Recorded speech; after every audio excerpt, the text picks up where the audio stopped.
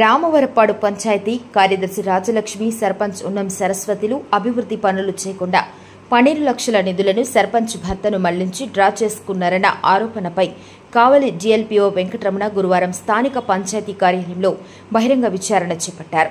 పంచాయతీలో వివిధ ఖర్చులతో నగదు దుర్వినియోగం జరిగిందని, గ్రామంలో ఇటువంటి అభివృద్ధి పనులు చేయకుండా పంచాయతీ తీర్మానాలు లేకుండా 12 లక్షలు డ్రా చేసుకున్నారని ఇటీవల గ్రామస్తులు జిల్లా కలెక్టరేట్లో జరిగే పీజీఆర్ఎస్లో ఫిర్యాదు చేశారు. కలెక్టర్ ఆదేశాల మేరకు పంచాయతీ పాలకవర్గ సభ్యులు గ్రామస్తుల మధ్య జీఎల్పీఓ విచారణ చేపట్టారు. ఈ సందర్భంగా సహకార చట్టం ద్వారా తీసుకున్న పలు ఖర్చులపై వివరణ ఇవ్వాలని కార్యదర్శిని కోరారు. అభివృద్ధి పనులు చేయలేదని, పనులు చేపట్టిన రికార్డులు ఎందుకు నమోదు చేశారని, దీనిని రుజువు చేయాలని గ్రామస్తులు డిమాండ్ చేశారు. పనులు చేయకుండా పంచాయతీ నిధులను సర్పంచ్ భర్త రవి అకౌంట్కు ఎందుకు మళ్లించారని సమాధానం చెప్పాలని అడిగారు. అలాగే పారిశుద్ధ కార్మికులకు జీతాలు ఇవ్వకుండా ఇచ్చినట్లు నమోదు, గ్రామంలో పారిశుద్ధ కార్యక్రమాలు చేయకుండా చేసినట్లు చూపటం, అభివృద్ధి పనులు చేయకుండా చేసినట్లు చూపటం తదితరాలపై నిధులు దుర్వినియోగం చేశారు. ఆధారాలు అందజేశారు. సర్పంచ్ భర్త అకౌంట్లోకి వివిధ దఫాలుగా నగదు డ్రా చేసిన రసీదులు గ్రామస్తులు అందించారు.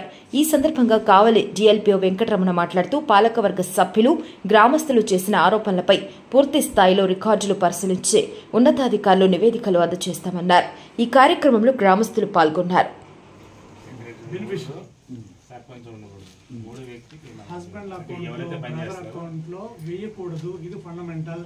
అంటే దయచేస్తే వాళ్ళు మళ్ళీ పేమెంట్ తీసుకోవాలంటే ఒక టైంలో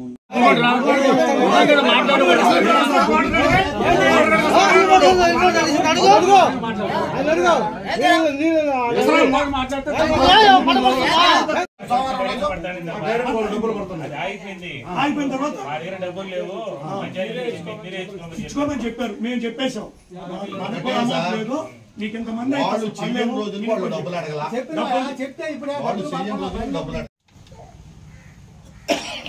సిఎఫ్ఎంఎస్ కానీ పిఎఫ్ఎంఎస్ కానీ మనకు ఎవరు పని చేస్తే వాళ్ళ అకౌంట్కి డబ్బులు. సర్పంచ్గా పదవి బాధ్యత స్వీకరించిన దగ్గర నుంచి తన కుటుంబ సభ్యులు కానీ తన వాళ్ళకి సంబంధించిన అకౌంట్ ఒక్క డబ్బులు వేయకూడదు. అగెన్స్ట్ ద రూల్స్ అది. అంటే మీకు ట్రైనింగ్లో చూపించేదానికి క్యాష్ బుక్ తీసుకొని చదివి ఏమో వర్కులు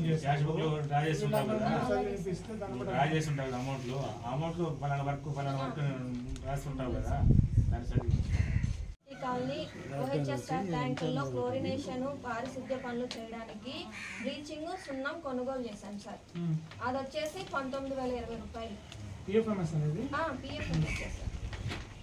వచ్చేసి కొనుగోలు చేసింది ఆగస్ట్ 22 నుంచి అక్టోబర్ 22 ఆ డ్యూరేషన్ సార్. 19,020 రూపాయలు అనేది నిబంధన విరుద్ధంగా జరిగింది. మీది నిబంధన విరుద్ధం వస్తుంది. నిబంధనలు ముందున్న సెక్రటరీ లేదంటే ఎవరినొకరిని చూసుకుని ఆల్టర్నేట్ వాళ్ళ అకౌంట్లో పెట్టుకుంటారు. అతను కూడా చెప్పలేదా మీకు? ఎవరు చెప్పలేదా మీకు ఈ విధంగా అకౌంట్లో వేసుకో